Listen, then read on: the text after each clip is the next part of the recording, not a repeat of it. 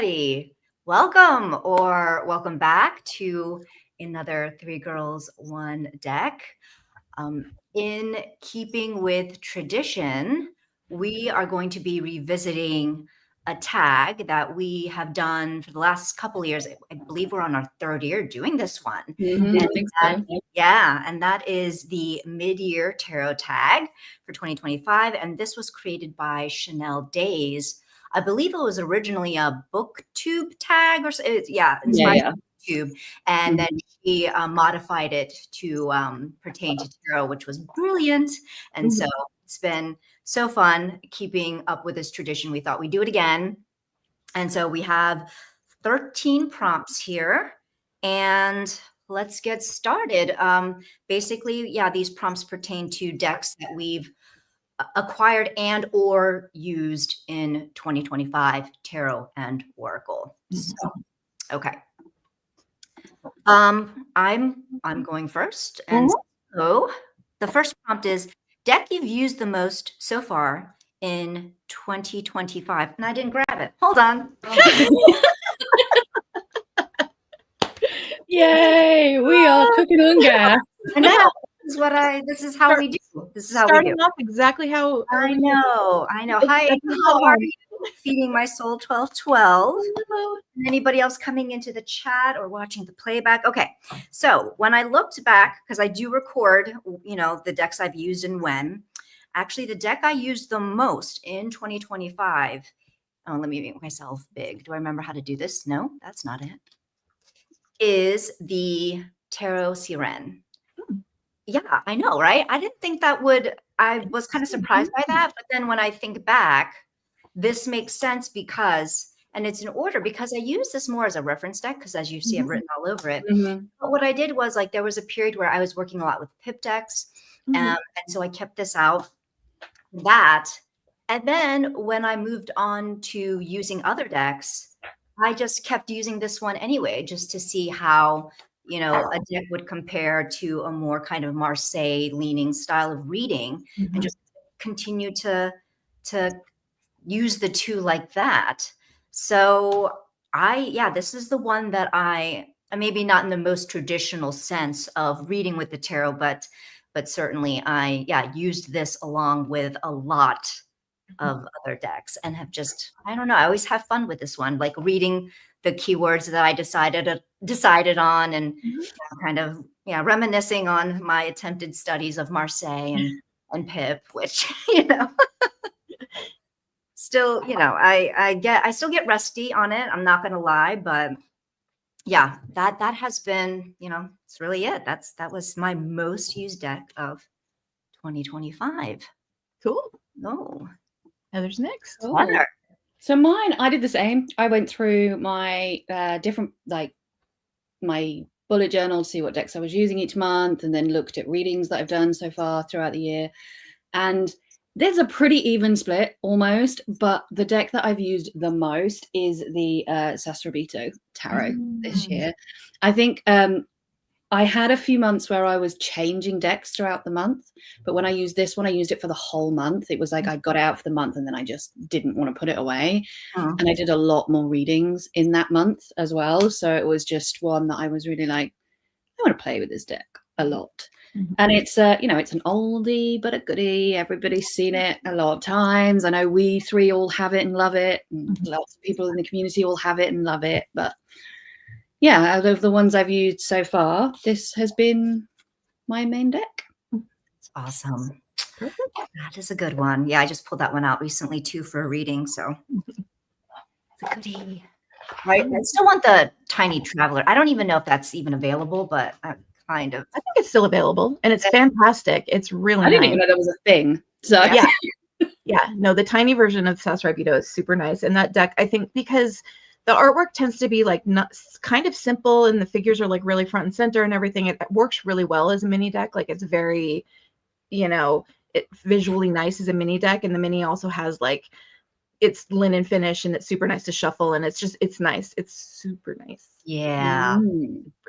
That's tempting, but I'm gonna hold off just a little longer because I try to be good, but All right. So are we on to Sarah?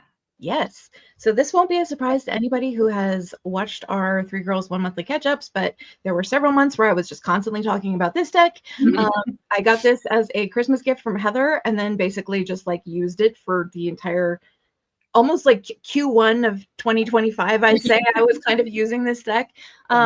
And I don't know, it's just one of those oracles that really hit for me. I really liked the artwork. I really liked the messages in it. And it's just such a lovely deck. And I had a wonderful time working with it. And I just kind of kept going with it, even with multiple different tarot decks I ended up using this with. So yeah, it's really great. You're going to see it come up again in some of the other prompts, because when it comes to things like favorite card, favorite guidebook, stuff like that, spoiler alert. Yeah, I had just a wonderful time with this deck, and I think it's probably unusual for me to say that an Oracle is my most used deck of the year, but this one was, so I just really enjoyed it. Wow. So that's Good. it. Yeah. Really, really good. Thanks, Heather. You're welcome. I got one of my best ever oracles. Mhm. Yay me, winning. Yay. So good. So good. Okay, let's move on to prompt number 2, a new deck that came into your collection.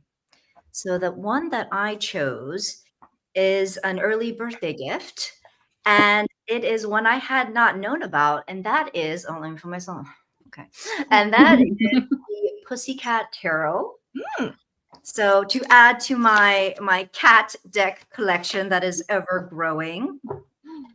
So this is an interesting deck. It is an indie deck. And these are the backs, which are like a configuration of like different sketches of cats that line up, but then also poems. So that's how the backs are. So each Wow, I has like it. poem. Yes, and then of course the front. And these are very kind of, it's a very simple deck. A bit pippish, but it still gives you everything you need. I haven't worked with it yet, but I do like the simplicity. I do like the illustration of the cats. I like the colorway. Yeah, it's so far, I just really enjoy looking at it. And the reason it's formatted this way is because it's dual purpose. So on the first side, you do have, the tarot, but then the second side is meant to be a matching game. So okay, cool. yeah. So, and I don't know how to do it yet. I haven't fully read all the instructions, but I love me a card game. I think you might need a minimum of 2 people, but I'm sure I can modify it to just like play my own, or force Matt to play with me. I don't know, but anyway, I just think it's really cute, simple, but yet effective so far in just kind of what I'm seeing. Like, I like it a lot. Yeah, I really like it. Yeah. So this is the latest to come. Okay, sorry. I was just like, wait, what is that? I thought it was coming out of his butthole, but it's not. Okay. Sorry. You're not talking about cat butts today. Welcome to Three Girls One Deck, everybody. Yeah. We're not doing it today. Whoops. Anyway, so yes, newest deck to come in. Well, one anyway. So how about you, Heather? So mine was a gift from a friend, and it is the Spacious Tarot, which has been on my list forever. And so my friend Heather, who used to be Yarrowin on TarotTube, but she hasn't made videos for a very long time, has been promising me to send me her spare copy of this deck forever. And she got around sending it at the beginning of the year. And I love this deck so much. Like, I really, really like it. So very, very happy. Again, this is one that is an oldie now, but a goodie, and lots of people have seen it and love it. And now I completely understand why. So yeah, it's a super special one. I love that deck. Me too. It's quickly becoming a favorite. Very nice. Very nice. All right. Sarah, newest deck.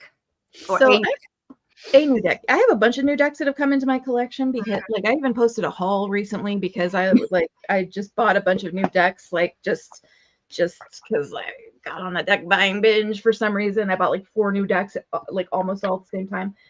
So the one that I will talk about for this prompt, because I'm going to talk about the other ones for other prompts, is the Desert Illuminations Tarot, which is a super, super fun deck. This is a deck that previously existed as an indie. It came out mass market. It's a deck entirely based on New Mexico, basically, where my sister used to live. So I've been there many times, and I have very like fond feelings about New Mexico. And so this deck has always really resonated with me. And somebody had Linda from Blue Hour Tarot had come on to one of our 3 Girls One Guest episodes that we did a couple of years back and showed the indie version of this deck, and I had always been kind of like, interesting. And so when I found out it came out mass market, I just decided to get it. And it's US games. It's super nice. It's a little different from the indie version. There are some things that have been changed from the indie version, a few cards and stuff, but for the most part, it's the same. And it's just delightful. It's like really, if you have like fond associations with New Mexico, and it's everything from Native American culture in New Mexico to aliens to cowboys to, I mean, it's like everything about, the culture of that area is incorporated in this deck. And it's really quite delightful. So anyway, that is the Desert Illuminations. So nice. I do remember that deck. As you got it out, I was like, oh, we've done that on a 3 Girls. Who did that? Who showed us that deck? Yeah. It was Linda from Blue Hour Tarot who showed it to us. Yeah. And I even at the time I was like, interesting. I remember. I kind of dig that. So yeah, but it's a real delight. Very cool. Hello, everyone coming into the chat. So Blue is saying, I like that cat deck, innovative. Yeah, I think it's a really nice idea.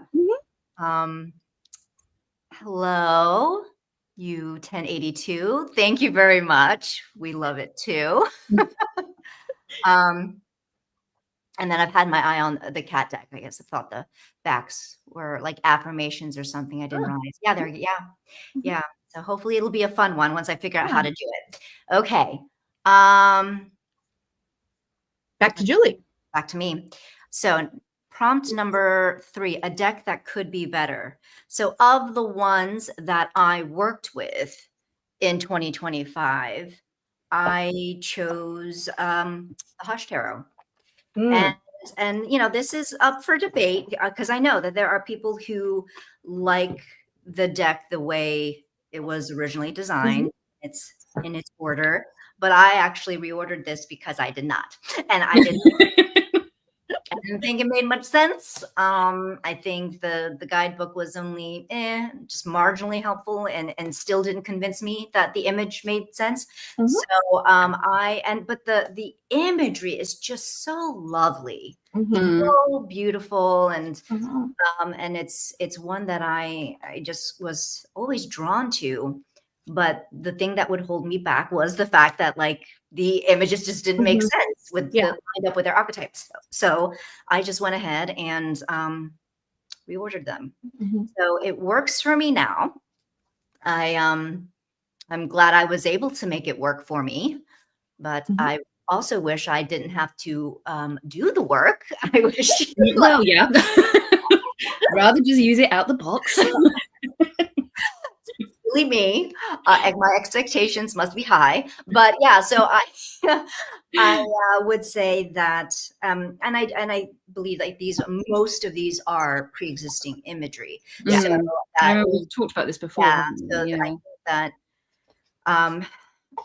that's one of the kind of pitfalls of trying to fit in pre-existing imagery into the format of the tarot. Like sometimes it works and sometimes it doesn't, and the way it originally came to me did not work. Yeah. So I made it work. Yeah. So I'm glad it still works. Yes. It would have been annoying if you'd put all that work in and then it didn't. Yeah, exactly. And then you're like, what do I do with it now? This isn't really reading that well for me. And I still don't like it. Okay. Yeah, that would not be good. All right. Heather, your turn. So I had a hard time with this question because I actually have really liked all of the decks that I've worked with so far in 2025. But I went with the cat tarot in the end. Not because there is anything wrong with this deck. I actually like it. It will come up again in a later card. By the way, another spoiler alert. But just like I don't know. It's just fine. As decks go, it's just aggressively fine. Yeah, exactly. It's not a bad deck. It's not a great deck. It's just a good, workable deck with some nice pictures. And so I think when I backed it, and the guidebook is not a guidebook. It's not a guidebook. It's a picture book. It's just a picture book, which was a bit of a shame. But yeah, I mean, I liked everything that I worked with so far this year. So it was just a case of picking the worst of a good bunch. And this is the one that if it was slightly different, it would be better. But it's just fine. It's just fine. Yeah. And I'm glad I own it. Yes. It's just okay. It's aggressively fine. Aggressively fine. Yeah. Aggressively fine. Yeah. Yes. MEH. Meh. Yeah. Yeah. It's fine. It's fine. It's absolutely fine. Yeah. And I'm British, so fine is definitely not a compliment. How is it? It's fine. It's fine. Totally feel you on that. Yeah. Okay, so we are on you, Sarah. Oh well, yeah, that's right. We've been Sarah. I'm sorry. I'm so out of it today. Can you tell? Jeez, Sarah, giving me. Okay, so I interpreted this prompt a little bit differently because, deck that could be better. I interpreted as decks that I love but had struggled to work with, so I made them better. And so I went on a huge deck trimming binge earlier this year. I trimmed the Next World Tarot. I trimmed the Efflorescent Tarot, and I trimmed a new copy of the Golden Tarot. These two were too big. This one, the gilding was sharp. And I trimmed all of them and they all turned out great. So this one looks really great. Yeah. This one has no gilding now, but it still looks really nice. Nice. And this one looks phenomenal. So yay. So they're all better now. I made them better. That's yeah. That's how I interpreted it. Nice. That's also how Julie interpreted it too. Yeah, exactly. Like sometimes decks just come in a format where they're just a little bit tough to deal with, and and you still want to work with them. So I just don't modify my decks because I have the crafting skills of a 4-year-old and should not be trusted with scissors. So I don't use scissors. It doesn't.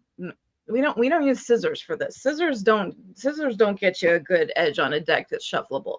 You need a paper it's a process. But yeah, no, I have one. I mean, we do call them guillotines, but I can't use them either because I'm a bit rubbish at lining them up. So that's great. All good. Yeah, that's totally fine too. Yeah. So I'm like, just no, I'm just not touching it. I'm just not touching it. Which is why 99% of the decks that I own that have been modified were modified by someone else and then sent to me. Totally reasonable. Yeah. And if I have any that I need modified, I'm sending them to Julie. And she can just send them back when she's done. There you go. Once I nailed down a process and became confident in my skills with trimming decks, because I know I can make it turn out in such a way that it'll actually still shuffle and be even enough that I can still, and once I figured out a good process that works for me, it's really nice sometimes to be able to trim them. So yeah. Sure. Get that freaking gilding off, and get the So one deck this year, actually just recently, that I did scissor cut.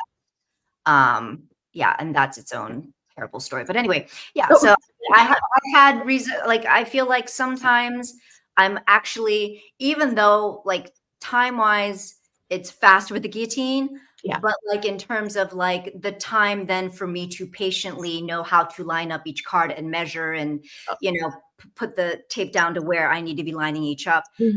sometimes I do slip a little on that. So like I've made mistakes that way. It's just actually more effective for me to cut with scissors, you know, if the lines are there, if the lines are there. Yeah. What you need to do is you need to tape down something or put something on the surface of the guillotine to butt the card up against. Yeah, that's what I do. And you'd be surprised that I still fuck it up. Oh, okay. Fair enough. Fair enough. Yeah, because I feel like I can go really fast. Once I have the thing to set the card up against, it's just like.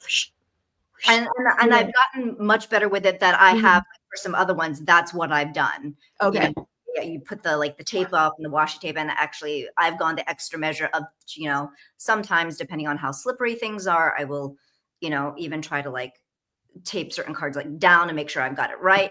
I mean, and it really depends on the deck because yeah, I mean, sometimes I'd be surprised at like, wow, this border is just they're not even. Like they look visually even, but actually they're not.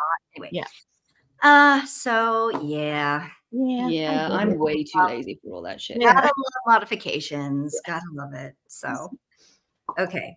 So now we are on to prompt number 4. So yes. Okay, deck you're currently using. And I've got that right here. One of the decks I am currently using is the Grateful Dead Tarot. Talked about. How is this not the deck that you've used the most so far this year? It's not, believe it or not. I've had it, but I didn't start using it until, in the last, you know, how many weeks. It was meant to be a birthday gift that Matt held off on giving me until my birthday, and then I peer pressured him into giving it to me earlier. But like, it was to look at and much earlier, considering you still haven't had your birthday yet. Exactly. No, anyone who wasn't aware of that piece of information. Yeah. Julie's birthday is coming up. It's not now. She's not had it yet. As in months earlier. Yeah. Months earlier. But a week and a half away or more, you know. So yeah.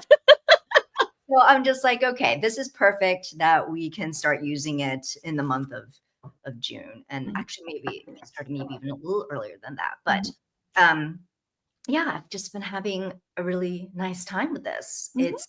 It's a fun deck, and it's been a way for me to learn a little bit more about the Grateful Dead, which I honestly have had no interest really. And I mean, only just because I want to know what some of these symbols are in reference to.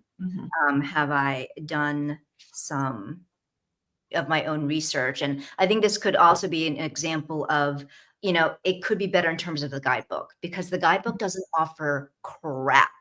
That's a shame. There is no, it doesn't offer crap in terms of the image and like, oh, you know, this pyramid symbolizes that, you know, is in reference to, you know, this, or. Which is such an odd choice if you're going to make a fandom deck.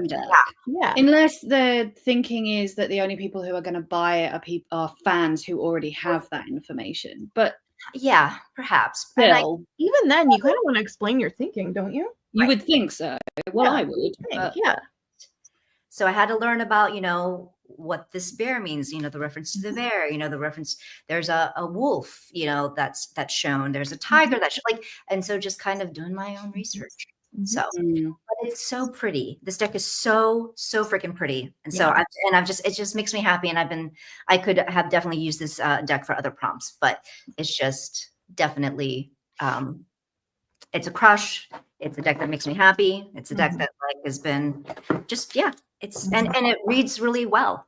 You know, despite my not being a deadhead, it still reads like a good tarot deck. So, and even with all the renaming, usually I have a tough time with that, with the renaming court cards. Even the majors, a lot of them, a good chunk of them are renamed. And I'm like, oh, is this going to be a problem? It is not a problem, because the images are clear in that way that they are very RWS leaning. So that helps me a lot. Yeah. That's nice. Yeah. So that is the deck that I am currently using. How about you, Heather? So I am currently using, which will not be a surprise for anybody who saw our last live, but I am currently using the Next World Tarot. So we talked about this, like decks we wanted to work with throughout the year, and I was talking about how, you know, it's the end of the world as we know it, and do we lean into that, or do we like hide and pretend it's not happening. Mhm. And this is my attempt to lean into it in like one area of my life that feels safe. So, but I love this deck. I really do love this deck. I am fighting with this deck because I can't shuffle it for shit because it's too big. But otherwise, we're having a very good time. No, I don't want to. You can't trim it. Where would you trim it? I don't want to lose the information on the bottom, and I don't want to lose the titles from the top. So where would you trim it? Well, I trim the information off the bottom because I don't like keywords, and the astrology is like only marginally meaningful to me. So I like them. I don't like it in every deck, but I like it in this deck. It works for me in this deck. So yeah, there's nowhere I could trim this one. And I don't want to buy the smaller one because the artwork is too detailed and needs the bigger space. So I'm just dealing with my first world problem of my deck being too big and trying not to moan about it too much. All things considered. My deck's too big to shuffle. My wallet's too small for my 50s, and my diamond shoes are too tight. Yeah. The end of the world as I know it. The end of the world. So I'm just dealing with it like a grown up. Putting my big pads on, dealing with it.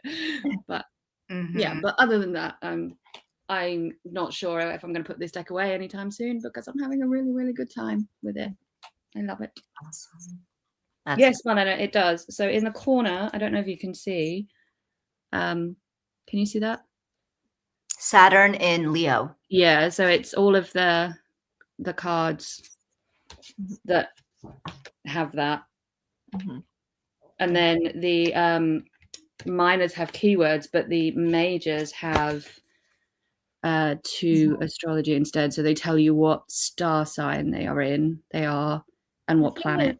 I'm not entirely certain that the astrology on this is exactly, because some, like for me, I didn't look very closely because I knew I was going to trim it all off anyway, but some of the majors were incorrect to me. Like I was like that. I've never made this association before. So some of them I feel like are different or are maybe the creator's personal associations potentially. I could be wrong because again, I don't know shit, about astrology, but yeah, so I'm not sure, but I might have to have a look actually because I've got the I'm using it at the moment for the deck and walk. I've got the tarot and astrology book out, so I might actually have to dig it out and compare it and see. So was that the 7 of Wands that you just showed that was Saturn and Leo? I don't know because I'll put it away now. Oh, okay. Hang on, hold that thought. Could it be that because I know that there are different modes of astrology. The West. Yeah, different people use different. Yeah, so could it be that the creator is using a different? It was the 5 of Wands. The Saturn and Leo was the 5 of Wands. Okay. All right. Yeah. So I think some of the associations are different from the norm. So interesting. Yeah. Okay. Sarah. So the deck I am currently using is the same deck that I was using last month, just because I haven't had a chance to change yet because I've had a very, very busy beginning of June.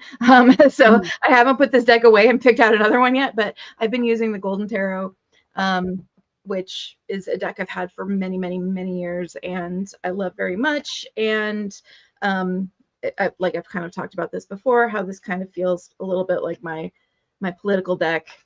That's kind of how it works for me, where it hits for me.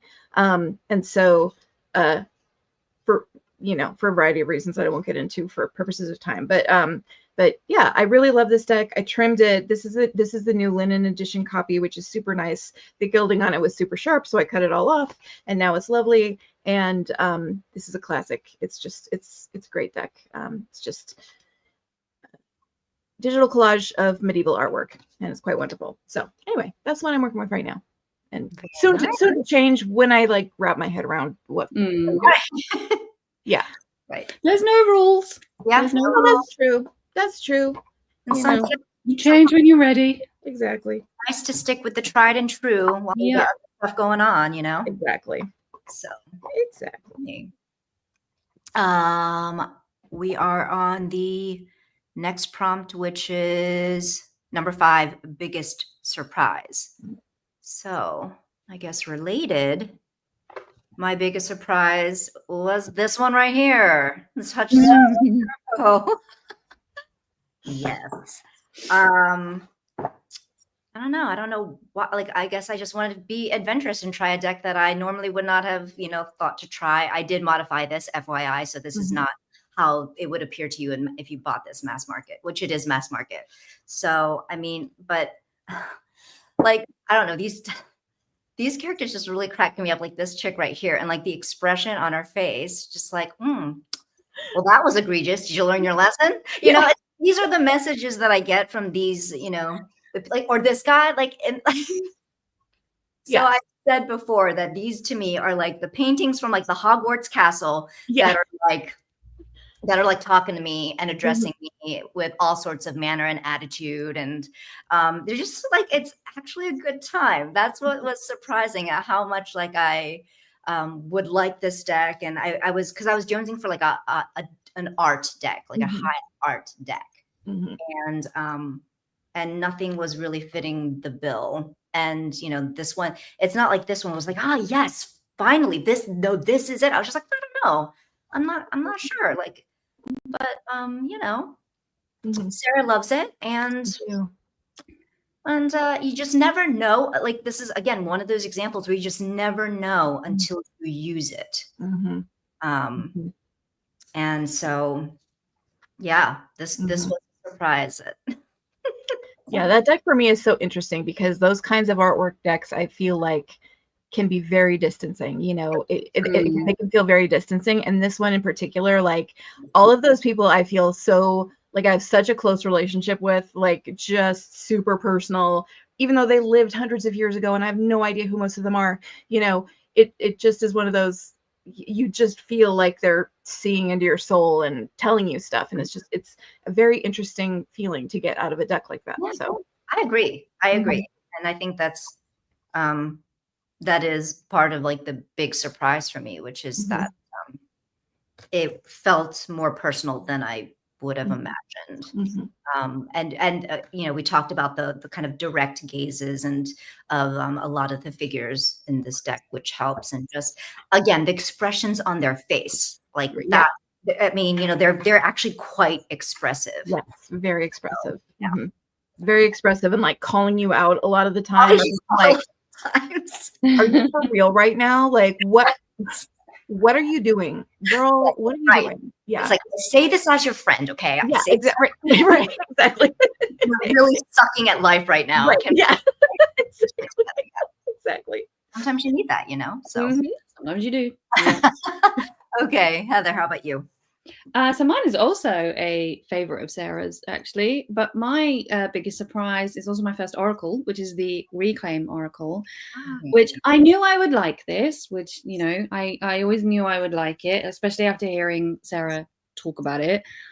But I was not expecting it to hit quite as intensely as it did. And it's like the only deck I've ever used in my life that has brought me to tears. And it's just a deck that makes you feel really, really seen in a way that I don't know that any of my other decks do. And it was a surprise. It was a bit of a shock to have that experience like straight out the gate as well, without really spending any time with it. But I put it away now because it's like I need an emotional break. Sure, because you were using it every day at a certain point, right? For a while I was, I was like checking in with it every day and stuff, and really finding it really useful and journaling and all of that kind of stuff. But I was like, you know what? Now I just need to like, I've acknowledged my emotions. Now I would like to go back to pretending I don't have any. Thank you. For a little while. That's okay with you. So, but yeah, I really, really love it a lot, and so much more than I expected to. So it was a big surprise for me. Cool. It's a good one. It's a really good one. It is. I don't know why half of them are upside down. Yeah, I must have dropped them at some point. Okay, and you, Sarah. So my biggest surprise in terms of tone is totally the opposite of Heather's. And this is the Sci-Fi Tarot. This is Todd Alcott's Sci-Fi Tarot. So this was a surprise on a number of levels. First of all, I did not know this deck existed. I randomly saw it on Marlena's channel and saw it and immediately was like, oh my God, this deck is so cool. It just instantly made me feel so nostalgic, like the way that these images look.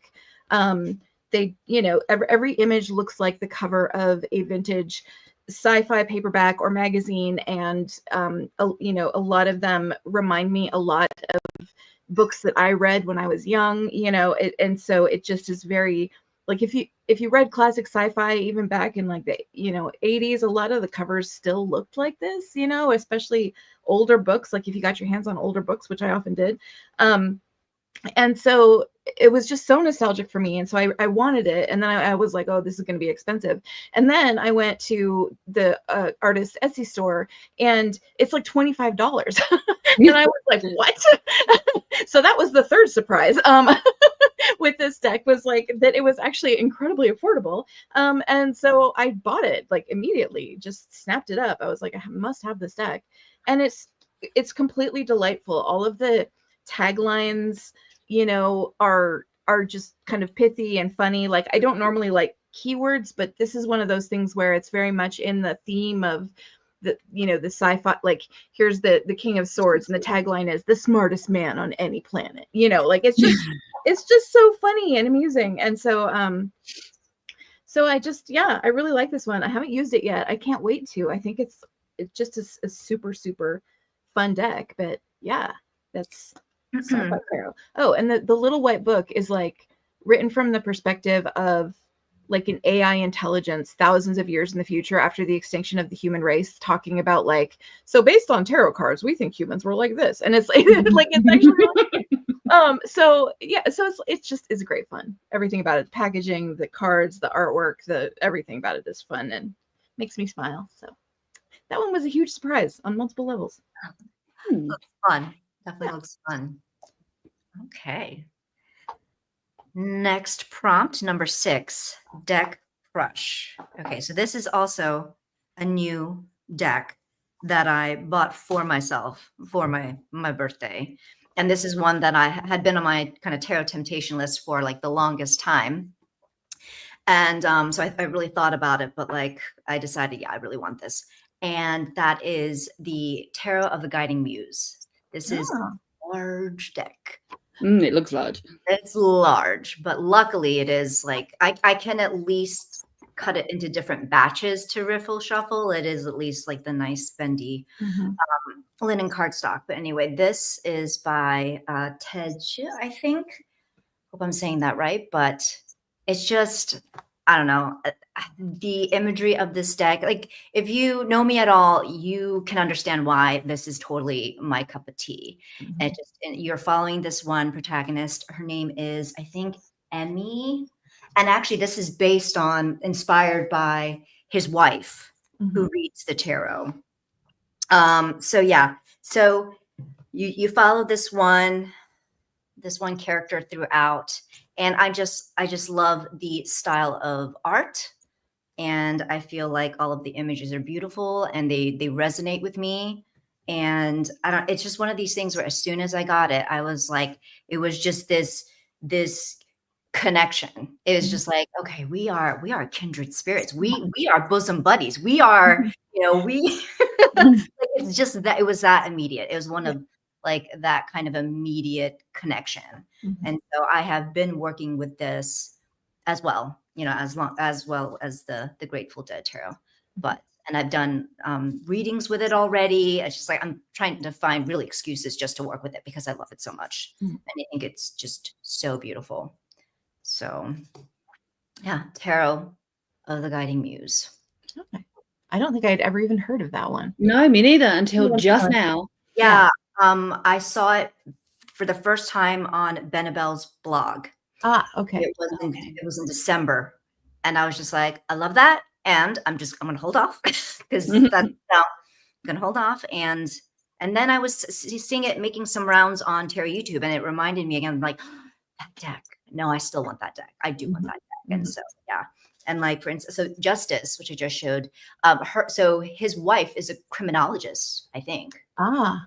Criminologist by day, tarot reader by night. I don't know. But like, and so it's like little nods like this, like knowing that it's really, it's fun. It's fun. And like, it almost also gives like moon void in that you're following, one person.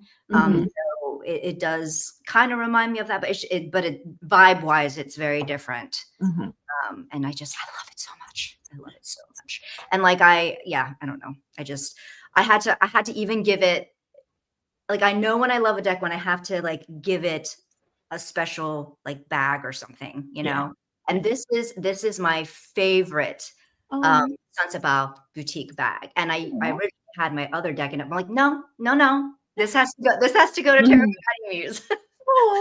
So yeah, cool. Anyway, so that is my deck crush. I love it so much. Okay, Heather. I don't have a deck to show for this one because I went in a different direction. So I have a deck, the picture deck, that I am seriously wanting but haven't like bit the bullet on yet. But it's fine because Sarah has it with her, so she can show it if people want to see it. Because mine is Wisdom of the Wild Things Oracle, which I am obsessed with, and every time I see it I'm like, I absolutely want this deck, and it's only mass market. There's absolutely no good reason why I haven't bought it, other than I just don't use my oracles that often, and I'm like, do I really need another oracle in my life? Yes. I also really want this.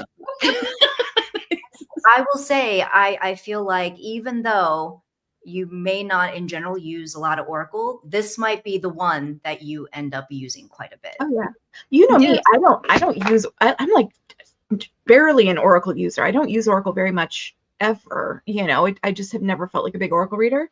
And yet I love this one.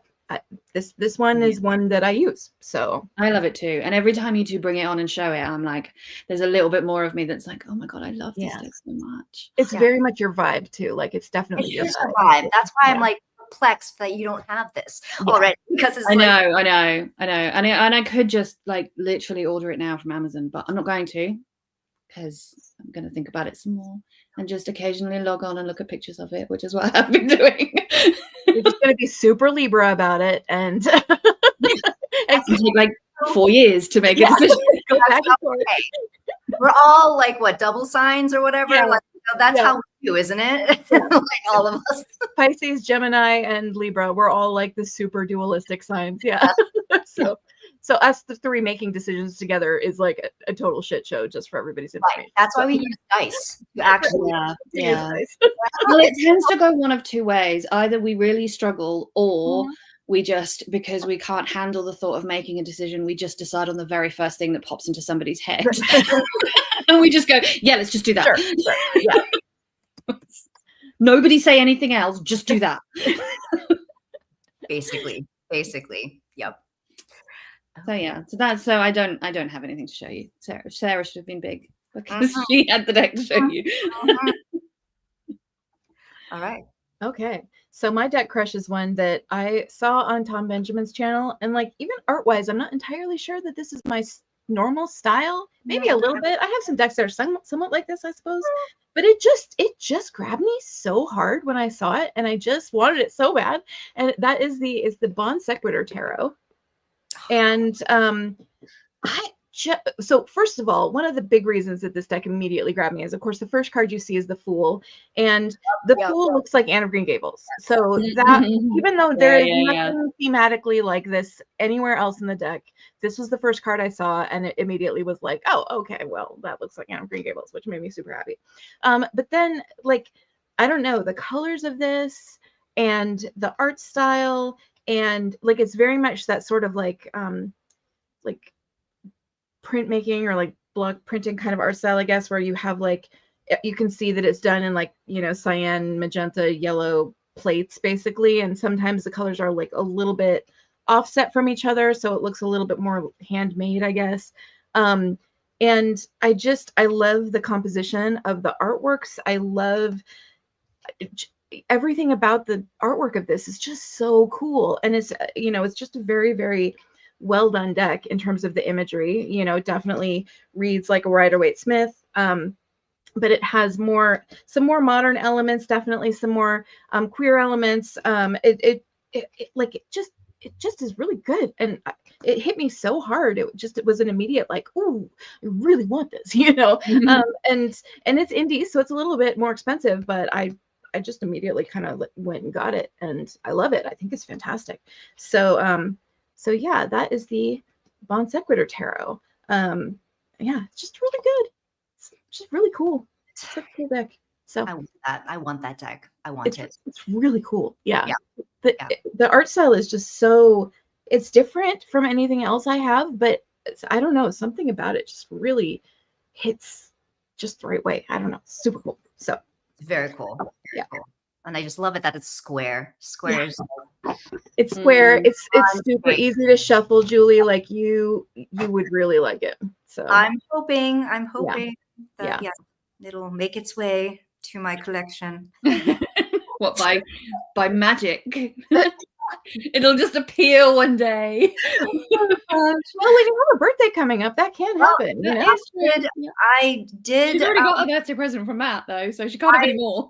I sent a link to another friend who asked, any ideas? I'm like, well, actually. As you asked. If you want to go in with another friend, then this might be a contender. So we'll see. We'll see. Okay. On to prompt number. Sorry. Sorry. I just would put. No. All good. Okay. On to prompt number 7.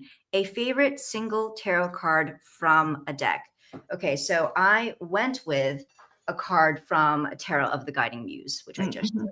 And right now, one of my favorites is the Page of Cups. So again, you put a teacup in any fucking deck, like I'm halfway sold. Like, because I collect teacups and mugs and such. So I love me seeing teacups, and just the way that just the artist's vision for the Page of Cups. This is everything. It has everything, you know, it has the fish and it has the, you know, the cup, and I just love it. It just makes me happy. It makes me super happy. And so, yeah, that's why we did this. I love it. Love it. So it's not really deep. It's beautiful. And I think it really catches the vibe of the card. So that is what I chose. Heather? Well, I actually chose one from the Cat Tarot, surprisingly, even though it was not the it's a bit of a meh deck, but I did pick the Death card from the Cat Tarot because I am obsessed. I am obsessed with how ridiculously cute it's adorable. The cat is. Yeah. It's just, it makes me smile, and it probably shouldn't, but it does. Yeah, it's like the cutest. I want to draw the Death card in this deck all of the time because he's just the cutest thing I've ever seen in my life. If I could figure out how to get Luna to wear this costume and stand on her back legs, I would totally do it because it's so freaking adorable. There really are so many cute cards like that in the deck. Yeah. I mean, this one. First of all, I was going to go with Strength on that deck as well, which I also love. Yes. But I think of the two, I just, this one just for me is just that little bit more like, I freaking love this so much. Like, it's death, but it's cute. Just perfect for me, my sensibilities. But great choice. It's a great choice. For sure. Okay. Stephanie's saying, love the Strength card from the Luna Lapin Tarot. I'm gonna have to look that up. Yeah, I don't know that one. Yeah, I don't know that one. That's like I think it's like the werewolf-based deck, maybe. Is it like I don't know. I'm gonna look it up. Yeah. Wrong, but okay. Sarah.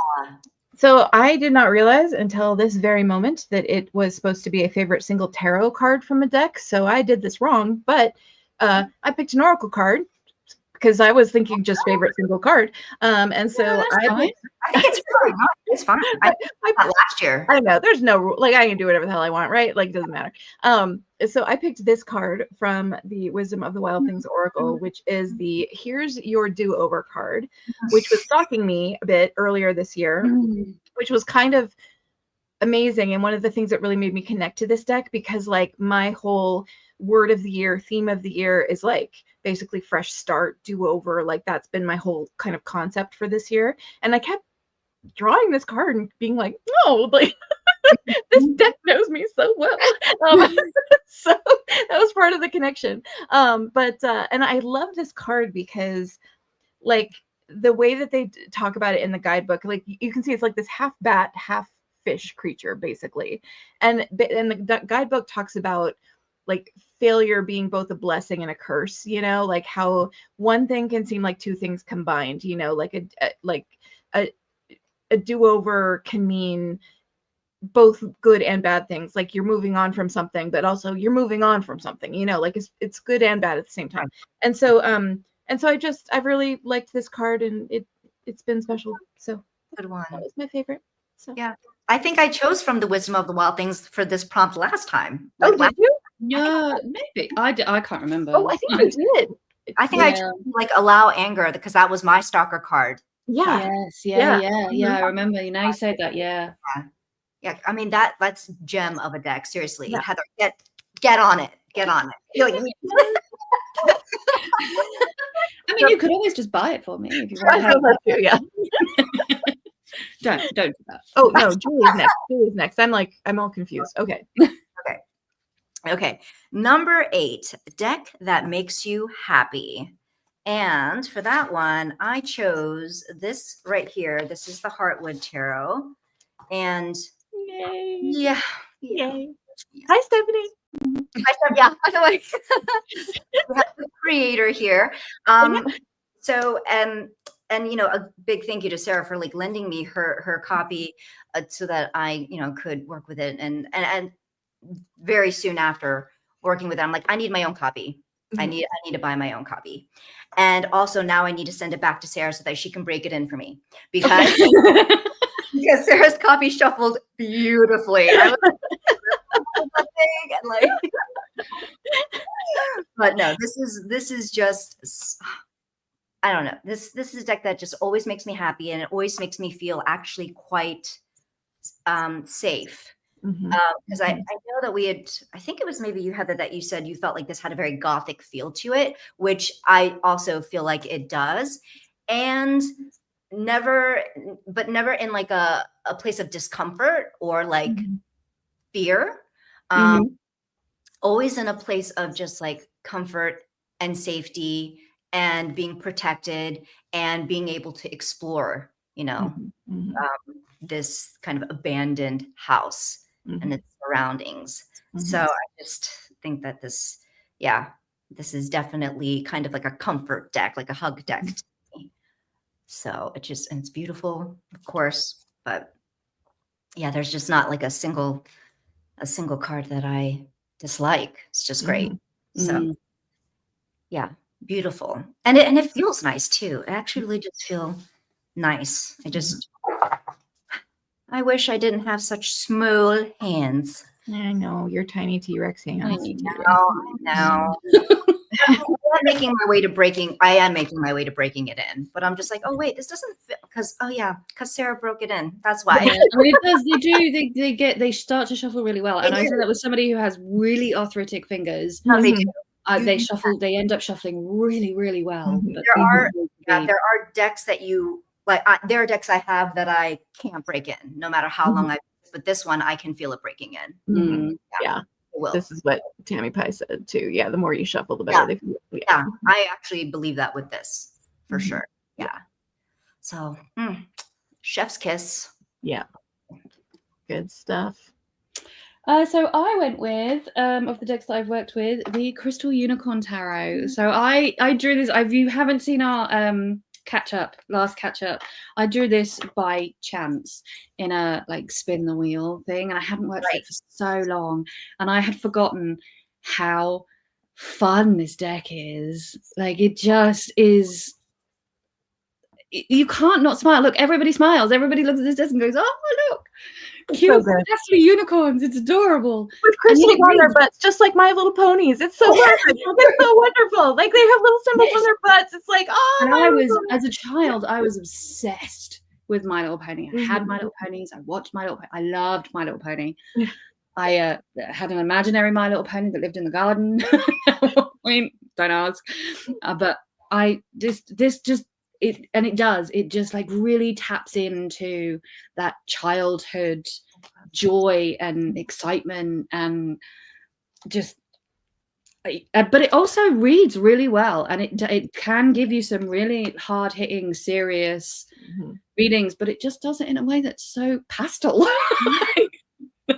That you just like, oh, okay. I mean, that hurt a little bit, but in a kind of nice, safe, secure way. But also the card looks like cotton candy, and I want to eat it. Yeah. So I'll take that from you. I love it. I do. I love it. So this is my happy deck. This is my happy place right now. Very nice. Lovely. Okay, Sarah. So mine's also probably not going to be a surprise, but I got the Enchanted Forest Felines, and this was again right after having used the Cat Tarot, which again is such a aggressively fine deck. Like it's so fine. It's just so fine. Like it's nothing wrong with that. Like we both have the same opinion about it. It's just I like it, but it didn't set my soul on fire. And then as I was using it, I saw this. I think it was on B's channel, Akali Sunflower. And I saw this deck and I was like, oh, cat deck that I really like. It's really kind of grabbing me kind of hard. And it's mass market. So I ordered it and it's just delightful and charming. And the illustrations are so cute.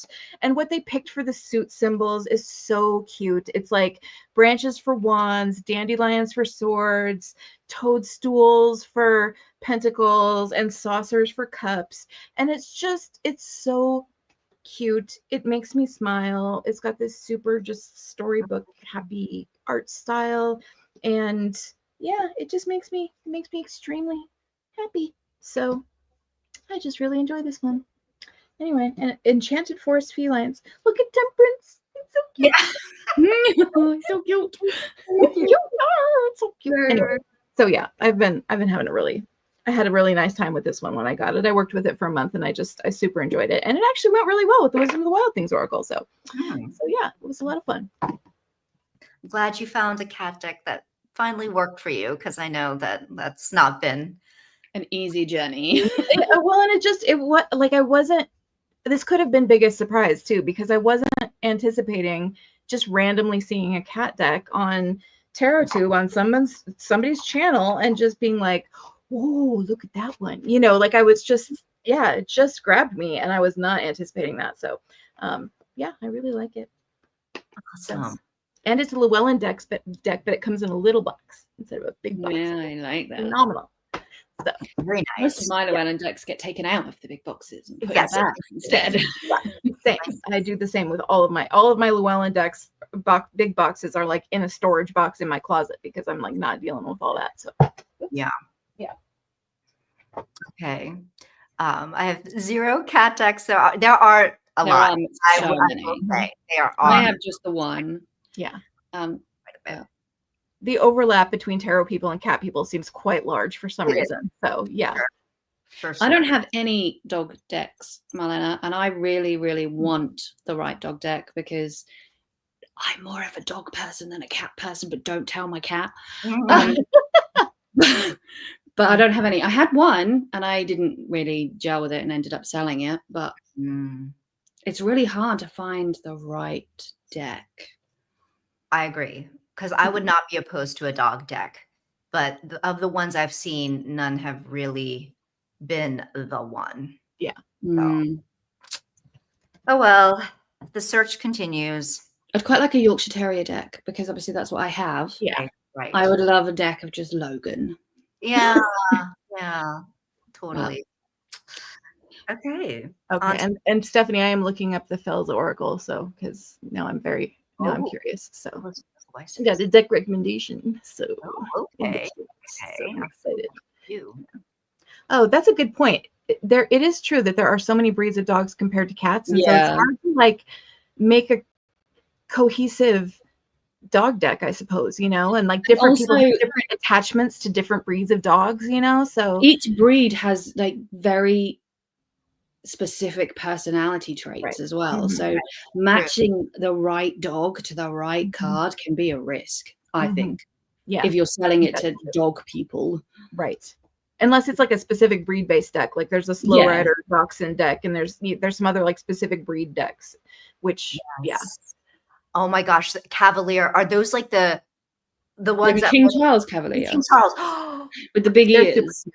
Yeah. Oh, they're flipping adorable. I do love a Both. Cavalier King Charles Spaniel, yeah. God, they're the most adorable things, and I would love one, and I would put bows in its hair, and I would just like, oh my God, it's just, they're the most adorable things, and their faces, oh. But I think for those, they're kind of hard, like, because they're so popular, you don't necessarily find them at a lot of shelters, do you? I think that's a dog, right? Yeah. They're a pedigree. They're generally a pedigree as well. Right. So you have to go to a Yeah. breeder to get. So people tend to get them, like, specifically go out looking for that breed of dog. Yeah. They're so cute. That my cousin had one of those. He just passed away like last fall after, but he was so cute. So cute dog. Yeah. Yeah, my mother-in-law wants one very badly, and my father-in-law is like, "What? So I have to take care of it 24/7? No, thanks." I mean, I like all spaniels. All spaniels have the best ears. Yeah. Just like they have like rabbit ears that have fallen down, and Right. they're bigger than their head, and sometimes they stand on them, and it's just spaniel ears are one of my favorite things in the whole world. But then you put like the cute face of the Cavalier dog. They're so cute. The perfect combination. They're just they're so pretty. So anyway, okay. Next one, great guidebook. So I believe Sarah's going to talk about one that I truly love. So keep that. Thank you. Okay. Obviously, spoiler alert. Spoiler. So at the risk of being redundant, I choose the Squid Cake Tarot Guidebook that I know I've talked about before, because, and this is a book that I will even keep out when using other Pip style decks or Marseille style decks, and I'll just keep this out, even though I might have put the Squid Cake Tarot away to use it as like just a quick reference point. I mean, I will say it's a little tiny, so and sometimes some of like the pink text is a little hard to read for my old eyes, but this just gives you just what you need. And so if somebody were to come to me as a complete newbie to Marseille, like this would be a guidebook that I would recommend, regardless of whether like they love the tarot or not. It's just like, if you could get your hands on this little thing, it would be, you would have like just what you need without it being overwhelming. It's in plain language, so it's very accessible, and I just think she did an amazing job, with the keywords that they chose. They break it down to like keywords. There's a function for the card that they assign, and then you have the description and the interpretation. So it's just, I don't know, it's just really good. It's really good. And I have other, Marseille 101 decks, and I go for this one because it's just a quick and dirty reference that works. So that is my choice for guidebook. Heather? Mine is the Good Fortune Field Guide, which I love. I mean, Barbara Moore, when she has a theme, she is on theme. Yeah. So I love this one. Has like, she's created this fortune teller called Simone Benoit, who I'm assuming is French. Yeah. And has like a forward from this character, and has like little quotes from this character's book throughout and stuff. And all of that is just makes this a really fun guidebook. Like, the information is fantastic because it's Barbara Moore, and her information is always fantastic. But it's that little extra detail that just makes this a really fun guidebook to read, and has that whole kind of theme vibe, which I really, really appreciate. Like, if you're going to do a theme and do it like this, because it's great. And make it because Simone is kind of Simone is sassy, sassy. sarcastic. Yeah, she's a little snarky about stuff, and it's just it's quite amusing.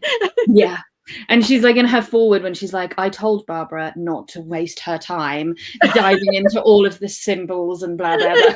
Like, I love this, especially when it's Barbara Moore writing all of this, but it's so much fun.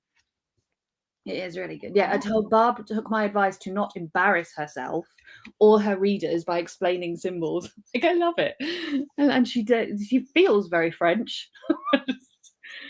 That's So great. it's good. It's really good. So then does Barbara take her advice and not go into all that? And that is it? Yeah. So she talks more about the cards just in terms of like the overall meanings of the card. But she doesn't go like, this card has hearts in it, and hearts normally mean this. She doesn't, there's not really any of that. Got it. Cool. Very nice. Right. Sarah? So yeah, big surprise to nobody. I picked Wisdom of the Wild. Shocking. Shocking. Who saw that coming? Everybody can't believe it. Your hair is blown back. It's anyway. So the thing about this guidebook is that this is another guidebook that it definitely has just enough. And one of the things that I like about this deck a lot is that the messages on the cards are quite unique. I feel like they're phrased in a way that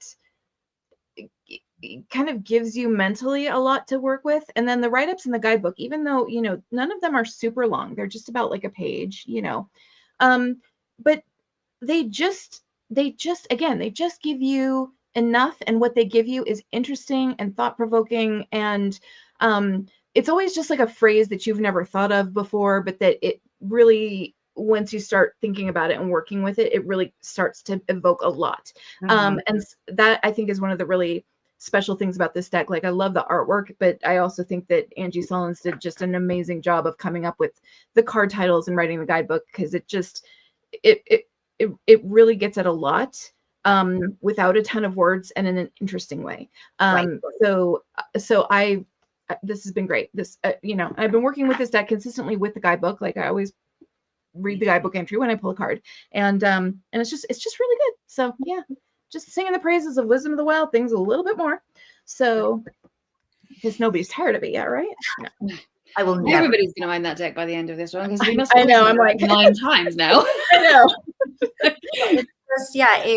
It could have easily gone the way of like so many cliches that we do see with a lot of these messages, right? But she manages to avoid the cliches, and like Sarah said, like voice, the messages in a way that it feels unique and just really hits home. Like that was it for me. Like each time her messages just really hit home instantly.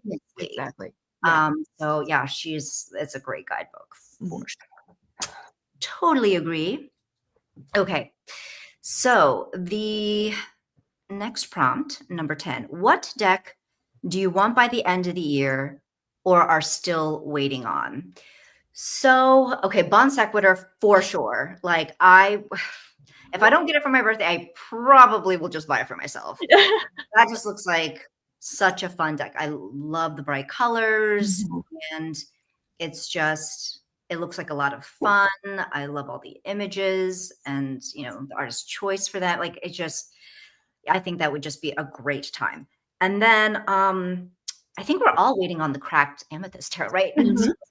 So I would like that, but I don't know what the timeline is for fulfilling that Kickstarter campaign, but it would be lovely if we could get them by the end of the year, because and by them, I mean like the shit that I didn't need to buy along with the tarot, like too many that I totally didn't need. And yeah, so that's what I'm waiting on. How about you, Heather? Same. In terms of the cracked amethyst set. And also the Shadows of Wonderland tarot is the other one that I have backed, that I am pretty sure is due to be delivered before the end of the year by Ruin Vervain. It's a really dark Alice deck looking Alice deck, and I'm really, really excited for that one, because all of the ones I have, well, the Dame Darcy is a bit dark as well, but not dark in the way that I like Alice to be dark. So it looks like it's going to be fun. Yeah, I'm really excited for that one. Cool. Shockingly, not being that interested in Alice in Wonderland. I don't know why I even backed it, but yeah. Cool. How about you, Sarah? So also Cracked Amethyst, along with the minis of the other 2 decks that I 100% shelled out for all of them. I'm very, very excited about that deck. I've, like many people, I've been watching, Jessica's process of creating that for years now, and I love it. I think the imagery is wonderful. Can't wait for it. So that, and then the other one that I backed on Kickstarter this year is the Endless Tarot, which is like the Endless Oracle, which I also love, is another Oracle that I really love. The Endless Oracle is that Miriorama Oracle where all the cards can connect together and you can like read them in combination with each other, and it all is like nighttime scenes. You're kind of zoomed out looking at a landscape. The figures tend to be kind of small and a little bit far away, and it's a very Sarah deck. And now there's a tarot version of it, the very Sarah deck, and I'm like so excited about it. So cannot wait for that one, and cannot wait to use those 2 decks together. I think it's going to be so fun. So that's the other one. Yeah, I think a lot of people are excited about that one for sure. Okay. Where's the next prompt?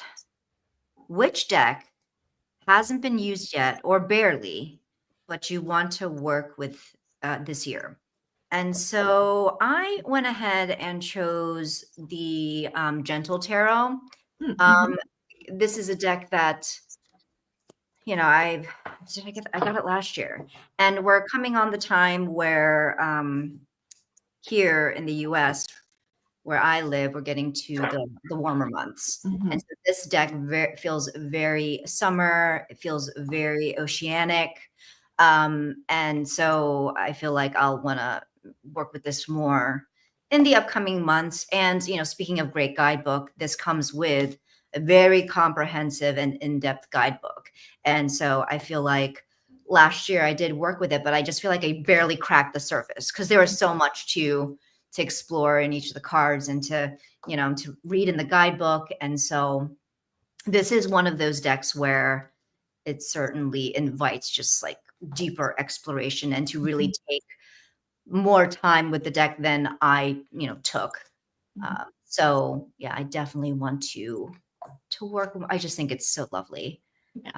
And I think I had mentioned before, I had held off on this when everybody had it, and I'm just like, no, I refuse. It's an animal.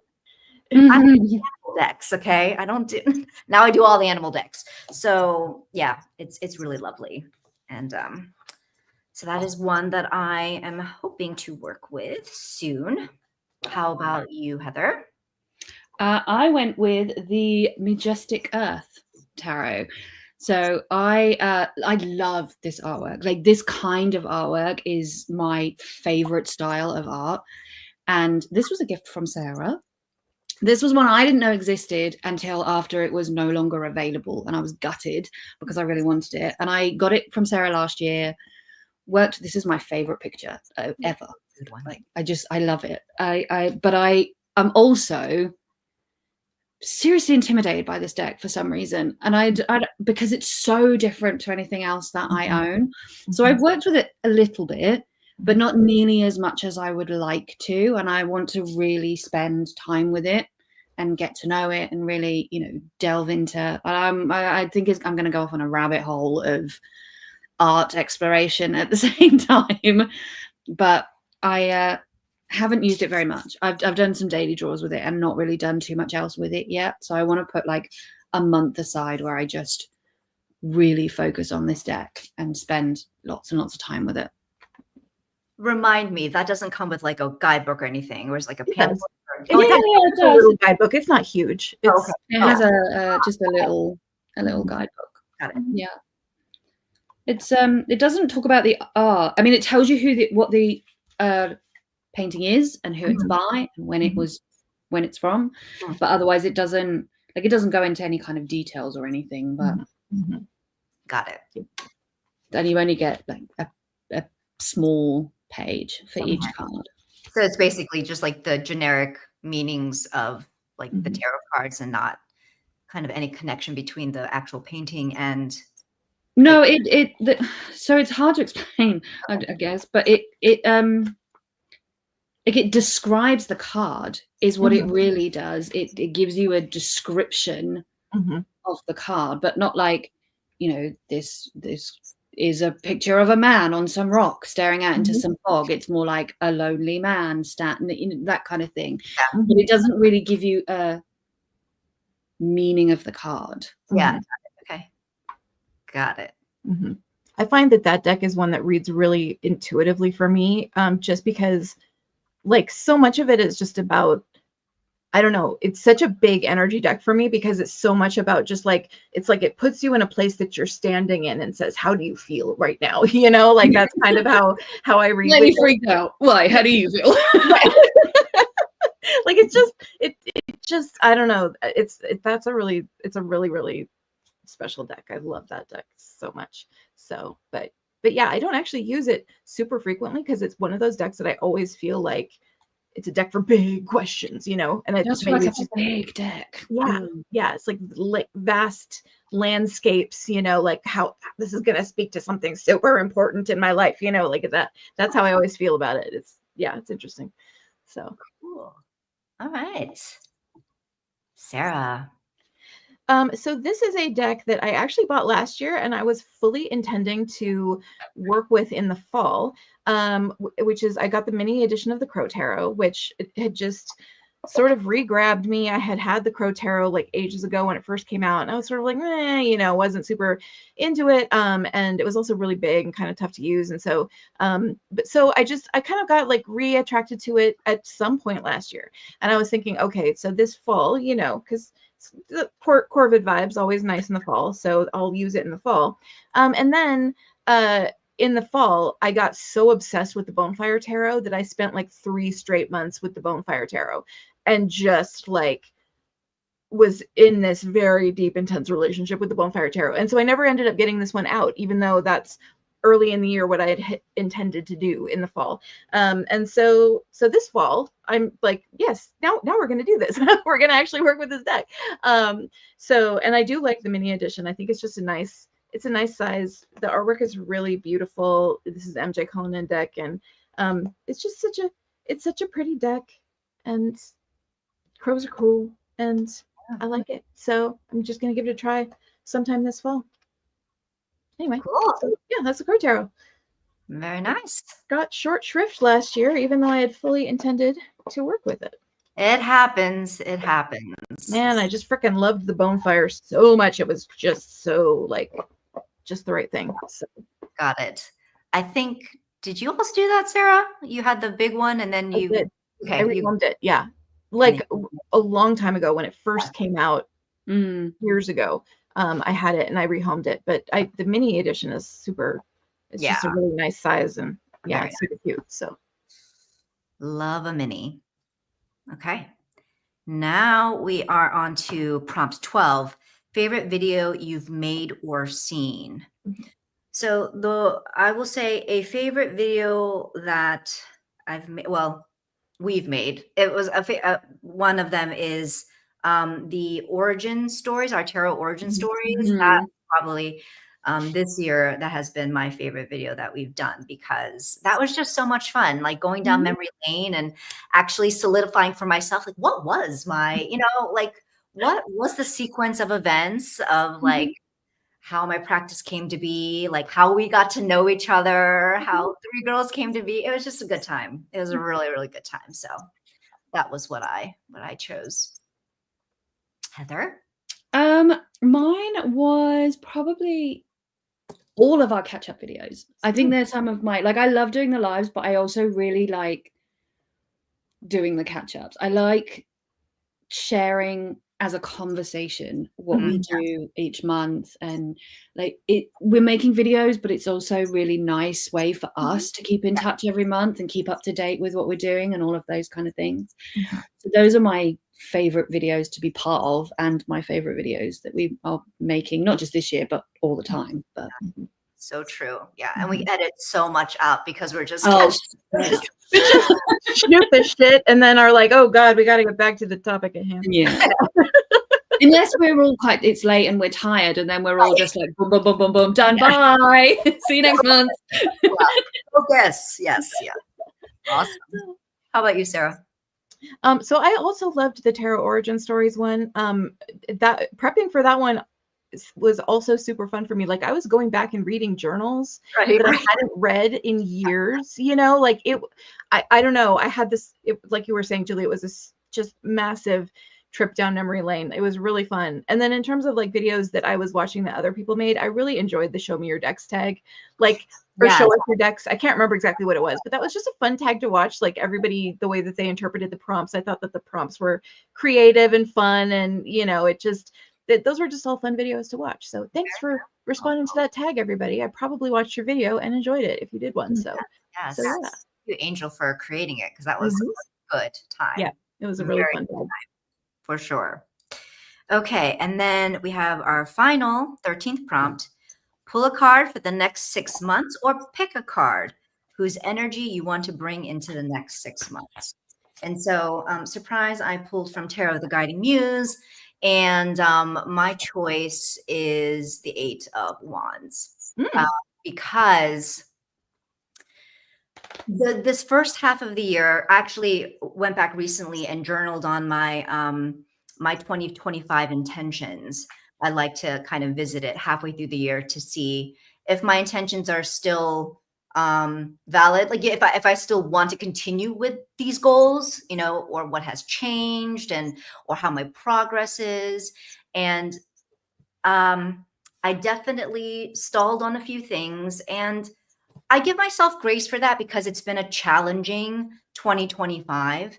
And so I felt like much of this first part of the year was me just kind of treading water with things, and yeah, just kind of, it's been a pause, and it's been, and I've had just trouble with focusing and sleeping and all those things.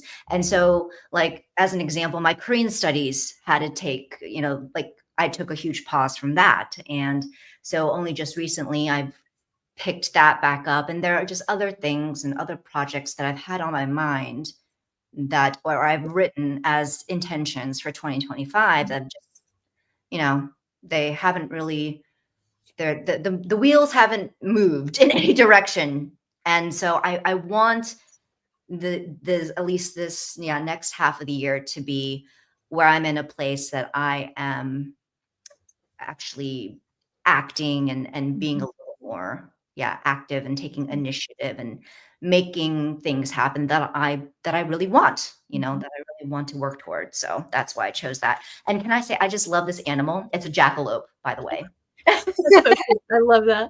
In case you were wondering, it's a jackalope. So super cute. All right, Heather, do you have anything?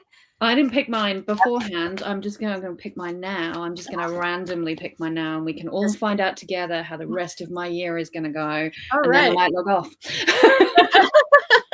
depending on how terrible it is. So let's see. Oh, this is very stressful. I love it.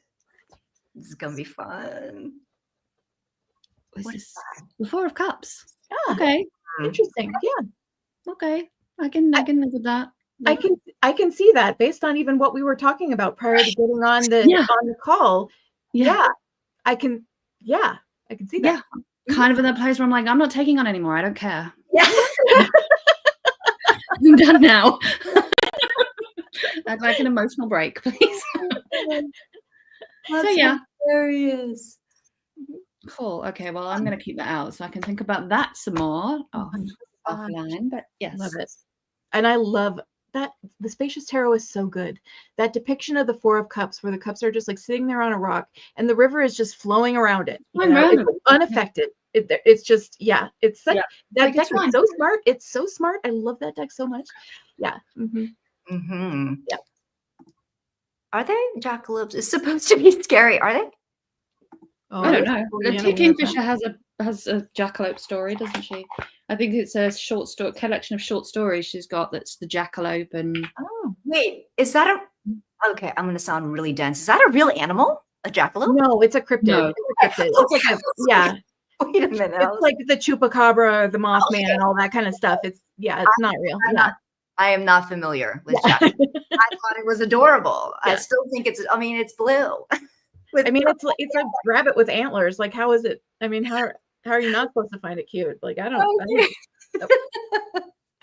Is it like flesh eating or something? Like, I don't know the jackalope lore, so I'm like, I'm totally. No, me neither. I'm trying to look now, but I'm like, yeah. it doesn't. It's just saying it's a rabbit with crossed antlers. with an Yeah. antelope, a jackrabbit and an antelope. Yeah. That's hilarious. I'm gonna have to do. Apparently, it's extremely shy and has never been captured alive. Oh.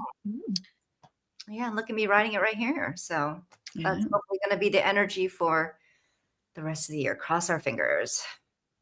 And then Heather's just not going to give a shit. And what about you, Sarah? What is? Yeah, I'm just not going to play anymore. You know what? Fair and admirable, and yeah, I'm with you. For sure. So a card that has been stalking, there's a lot going into this card, but a card that has been stalking me recently is the Strength card. This is the one from the Golden Tarot, which I have drawn Strength from this deck, and I've drawn it from from some of the other decks that I've worked with. It's just kind of been stalking me a little bit. When I did my response to the Show Me Your Decks tag, I had talked about the Strength card in the Maraloon Tarot, which is a very special one to me, and it means a lot to me. And then T from Cosmic Creeper. Oh, what's her new channel name? I'm blanking on her new channel name. Animals and Arcana. Animals and Arcana. Thank you. So T, formerly Cosmic Creeper, now Animals and Arcana, did a wonderful video in response to that, showing a bunch of her favorite Strength cards and talking about the different interpretations of Strength and all of the different, different ways that it can be symbolized and what that can imply, psychologically. And it was just such a good video. And that is another one that I could have put in the previous prompt as far as favorite videos that I've seen this year, but I saved it for this one because it all kind of tied together with my card. And so, this, again, because this is like a fresh start year for me, there's kind of has been a lot of like fear associated with that, a lot of just like worry, feeling the need to, really kind of like shore up my mental strength and resiliency, and like, really kind of face things head on and be, like, I don't know, strength has just been quite important to me. And so the fact that I've been drawing the card kind of frequently has been a big deal. And so strength. So this just happens to be the one from the Golden Tarot, but I have drawn it from multiple other decks over the course of the last couple months. So I could have shown a bunch of them, but yeah, that's my card. And go watch T's video. It's so good. Yeah. Yeah, it was a good one. Sure. It was a good one. And actually, you're showing that Strength card for Maraloon. That finally reminded me, like, Julie, you need to buy that deck. Because how many years has it been that that's been on my wish? I just never got around to buying it. I just never. Oh, Julie. What? So the tariffs from Make Playing Cards right now are insane. Yeah, I went on Game Crafter. Oh, you got it on Game Crafter. Yeah. Oh, okay. Okay. Yeah. No, we are not doing MPC right now. Okay. We're just not doing that. Okay. Did you actually order does it MPC already on come Game from Crafter? China? Is that? Yeah. You guys are not getting anything from MPC. No, Game Crafter, because she has them on both. Yeah. So Game Crafter is US. So we are good there. And so have you gotten it yet, or have you ordered it? Oh yeah, totally. I mean, no, rather I ordered it and it's on its way to me, but I have not. But yes, I did buy it because I'm like, it's taken me like seriously, like it's been, I've had it in mind to buy it for like the longest time, but yes. So for those of in the US, the tariffs on stuff from China right now are absolutely bonkers. Oh my gosh! Yeah, I can imagine they are. Yes. Wow. Okay. Freaking crazy, and everybody I've seen posting like on Facebook or on YouTube about trying to order from MPC and what the tariffs are like it's absolutely out of control right now. So yeah, and then it's made me deliberate on whether I want to move my decks over to Game Crafter or some other, print on demand. But that's a lot of work to do. Yeah. So exactly. I don't know what I'm going to do there, but anywho, okay.